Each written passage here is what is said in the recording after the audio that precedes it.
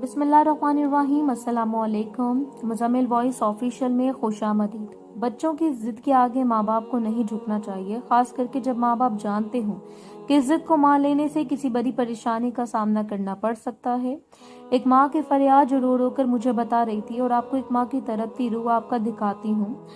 आओ आपको बुलकती चीखें सुनाती हूँ, आपको एक माँ की बेबसी महसूस करवाती हूँ। ईद के दिन पहले एक माँ की फरियाद मुझे कहने लगी, मैं इसको भूल नहीं पा रही। मुझे लगा ये लड़की अपनी किसी मोहब्बत के बारे में बताने वाली है। मैं लहजा थोड़ा सख्त किया, देखिए मैडम, अगर आप निकाह से पहले वाली मोहब्बत मेरे साथ डिस्कस करना चाहती हैं तो प्लीज मेरा टाइम जाया ना करें। मैं नहीं जानता था वो मुझे क्या कहना चाहती है। वो आहिस्ता से बोली, नहीं नहीं फारिस सर, आप गलत समझ रहे हैं। मैं एक माँ हूँ और आपको एक माँ अपनी मोहब्बत बताना चाहती है। मैं कुछ समझ नहीं पा रहा था। फिर एक तस्वीर मुझे मौसूल हुई। वो तस्वीर एक 14 साल के बहुत प्यारे बच्चे की थी। वो बच्चा शहजादा था, बहुत खूबसूरत, बहुत प्यारा। मैंने पूछा, ये कौन है? जवाब मिला, ये मेरा लखते जिगर, ये मेरा दोनों जहां मेरा बेटा है। मैंने माशाल्लाह कहा, बहुत प्यारा है।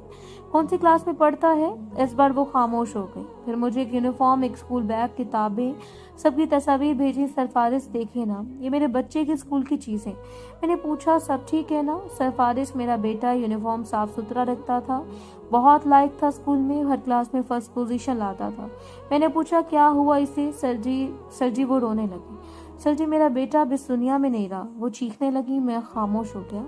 मेरी आंख से आंसू छलका। मैं गोद में पड़े हुए किताब पर गिरा। मैंने खुद को संभाला। क्या हुआ आपके बेटे को? कैसे हुआ?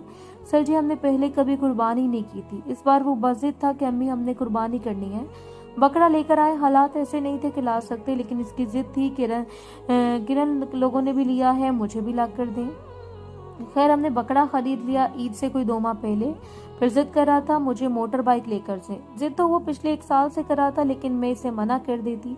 वो उदास होकर चुप हो जाता। वो मुझे रोज बताता कि आज इसके फला कजन ने बाइक ली, आज इसकी फला कजन ने नई बाइक खरीदी। मैं कमजोर पड़ जाती।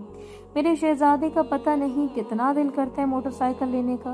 मैं फिर खामोश हो जाती, कहती जब कॉलेज जाया करोगे लेकर दूंगी। लेकिन वो बहुत जिद करता था। अम्मी ले दो ना। मेरी गोद में सर रखकर लेट जाता, मुझे लाड करता। मैं माँ हूं ना।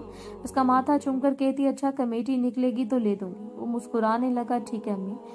वक्त मेहनती था, घर के छोटे छोटे काम सारे किया करता था। इसके बाबा एक दिन कुछ परेशान थे, पास आया, कहने लगा, बाबा आप क्यों परेशान होते हैं? मैं बहुत मेहनत कर रहा हूँ, मैं अच्छे नंबरों में पास हो रहा हूँ, पढ़ लिख कर मैं बड़ा अफसर बन जाऊंगा, फिर सारी परेशानी हमारी खत्म हो जाएंगी। पापा के साथ बैठा, पापा को हौसला दे रहा था। मैं देखकर मुस्कुराने लगी। छोटा सा है लेकिन कितना समझदार है। वो 8वीं में फर्स्ट आया था, बहुत खुश था। फिर इसकी जिद दिन ब दिन बढ़ने लगी। अम्मी मोटर बाइक ले देना। वो बहुत जिद कर रहा था, रोने लगा। मैंने इसे मारा, डांटा भी, लेकिन वो बजिद था, मुझे लेकर दे मोटर बाइक। वो रो रहा था, उदास था। मुझसे इसकी उदासी देखी नहीं गई। मैंने अपने शौहर से बात की, कमेटी निकली है, शहजादे को मोटर बाइक ले दें। शौहर ने कहा, वो भी बच्चा है, 2-4 साल रुक जाओ, ले देंगे। लेकिन मैं तो माँ थी। मैंने कहा, वो पिछले 2 साल से कह रहा है ले दें। खैर मेरी जिद पे शौहर ने बाइक ले दी। वो बहुत खुश था, खुशी से मेरे सीने से लग गया। वो बाइक को बहुत साफ सुथरा रखता। इसने दुआएं सफर भी याद कर ली थी। मैं पूछा, क्या याद कर रहे हो? कहने लगा, मामा सफर पे जाने की दुआ। जब भी घर से निकलता बाइक लेकर दुआ पढ़ता सफर की।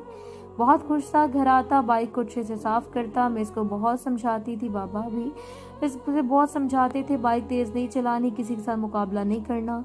वो खुद बहुत समझदार था। मुस्कुराकर कहता, बाबा मैं पागल नहीं हूँ जो ऐसा करूंगा, मुझे पता है बाइक आहिस्ता चलाते हैं। वो कुर्बानी के बकरे के पास बैठ जाता, इससे हाथ से चारा खिलाता, इससे बातें करता। फिर मुझे कहता, अम्मी मेरा एक दोस्त है, वो बेचारा बहुत गरीब है, इस बार ना मैं गोश्त इसको भी दूंगा। मैं मुस्कुराकर कहा, अच्छा मेरे बच्चे, जिस जिसको तेरा दिल हो दे देना। वो सबको बताता, इस बार हमने कुर्बानी करनी है। बहुत ज्यादा खुश होता बकरे के साथ। एक दिन यूं हुआ कि मैंने अपनी छोटी बेटी को घर के पास दुकान है वहाँ कुछ लेने भेजा। जब बेटे को पता चला तो मुझसे लड़ने लगा। बहना को क्यों दुकान पर भेजा? मैं हूं ना सारे काम करने के लिए, मुझे कहा करो मामा, आज के बाद बहना को ना भेजना कहीं भी। फिर ईद से 20 दिन पहले इसका कजन जिसका हम उम्र था वो हमारे घर आया। कहने लगा, आंटी शहजादे को मेरे साथ भेज दें, हम फुप्पो के घर जाना है। मैंने कहा, बाइक कौन चलाएगा? तो कजन कहने लगा, मैं खुद चलाऊंगा। मैंने कहा, जीटी रोड से ध्यान से जाना। वो मुस्कुराकर बोला, आंटी तुम फिक्र ना करो, हम ध्यान से जाएंगे। जाते हुए मुझे कहने लगा, मामा आज मेरे लिए आलू वाला पराठा बनाना, मैं रात को घर आकर वही खाऊंगा। को बहुत पसंद था आलू पराठा। मैंने दुआ दी, अच्छा अल्लाह खैरियत से करे, जाओ ध्यान से जाना और जल्दी आना वापस। वो तैयार हुआ, नए कपड़े पहने, कहने लगा आकर मैंने ईद की शॉपिंग भी करने जाना है। मैंने दुआ दी और रुखसत किया। शाम होने को थी। मैंने आलू उबाले, इसके लिए 2 पराठे तैयार किए और रख दिए। इसका इंतजार करने लगा। इधर इसका कजन, इसके दिमाग में शरारत सूझी। इसने बाइक पर अनवीलिंग शुरू कर दी। मेरा बेटा डरा हुआ पीछे बैठा था, कह रहा था ऐसा ना करो, लेकिन कजन भी बच्चा था। फिर टायर पे बाइक फुल स्पीड से चला रहा था। फिर क्या, एक हवा का झोंका आया, एक डिमर ट्रक आया, मेरे बच्चे को कुचल कर चला गया। कजन तो बच गया, मगर मेरा बच्चा, मेरा लगते जिगर मुझे तनहा छोड़ गया। मैं इसका इंतजार कर रही थी।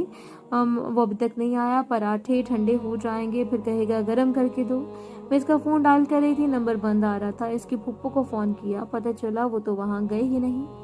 मैं बहुत परेशान हुई, दिल घबराने लगा, अजीब अजीब ख्याल आने लगे।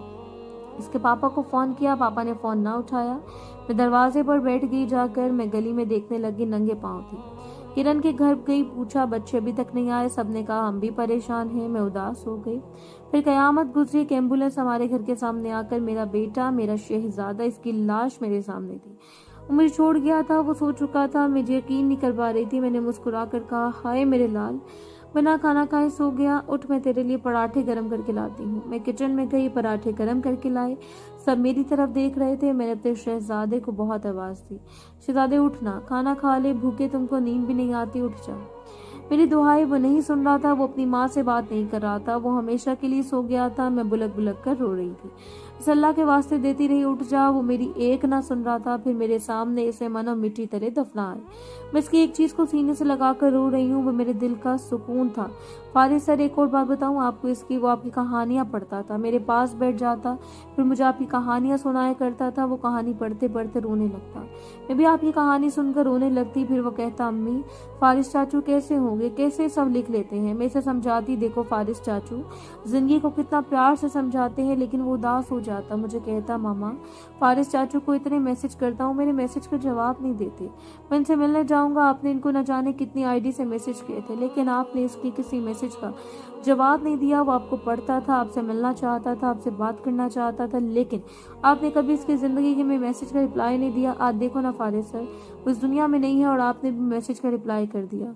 वह जिंदा होता तो कितना खुश होता। मेरी आंखें नम हो गई। मैंने माफी मांगी। मुझे सैकड़ों लोग मैसेज करते हैं, मैं हर किसी से बात नहीं कर सकता। मैंने इसके नाम की सब आईडी देखी, इसे न जाने कितने मैसेज किए हुए थे, फारिस चाचू लव यू, फारिस चाचू आप बहुत अच्छे हैं। मेरी आंख नम थी। इसकी माँ अपने बेटे की कब्र पर बैठी थी। मेरे लाडले बाहर आ जा। देखा तेरे सर फारिस ने मैसेज का जवाब दे दिया, बाहर अल्लाह के लिए आ जा कब्र से। देखना तेरे फारिस सर से बात कर रही हूँ, तू आ ना बात करा के। फारिस सर, मैं सारा दिन कब्र के पास बैठी आपकी आने वाली नई कहानी से पढ़कर सुनाती हूँ। इसे कहती हूँ वापस लौटा। अब यूट्यूब पे कहानी देते हैं, मैं इसकी आवाज भी सुनाती हूँ। वो मेरी एक भी नहीं सुनता, वो अब लौट कर आता ही नहीं। मैं बहुत पछताती हूँ, मैं क्यों कमजोर हो गई थी, मैंने क्यों उसकी बात मान ली थी। वो तो बच्चा था ना, मैंने क्यों इसको बाइक लेकर दी, मैं क्यों उसकी बातों में आ गई। मैं इसकी जिद के सामने ना झुकती तो आज मेरे साथ होता। मैं सब माँ बाप से हाथ जोड़कर कहती हूँ, अपने छोटे बच्चों को बाइक लेकर ना दिया करें, आपका ख्याल रखा करें। बच्चे नादान होते हैं, वो कल समझ नहीं रखते, वो तो ना समझ होते हैं। खुदारा खुदारा अपने बच्चों की किसी ऐसी जिद के सामने कमजोर ना पड़े जिस पर बाद में आपको पछताना पड़े, जैसे आज मैं तड़प रही हूँ, पछता रही हूँ। काश मैं ना मानती बेटे की बात। सब माँ बाप से हाथ जोड़कर कहती हूँ, अपने ना समझ बेटों को अकेले ना भेजा करें बाइक देकर। अब्बा का ख्याल रखा करें, मेरे बेटे के लिए दुआ करना।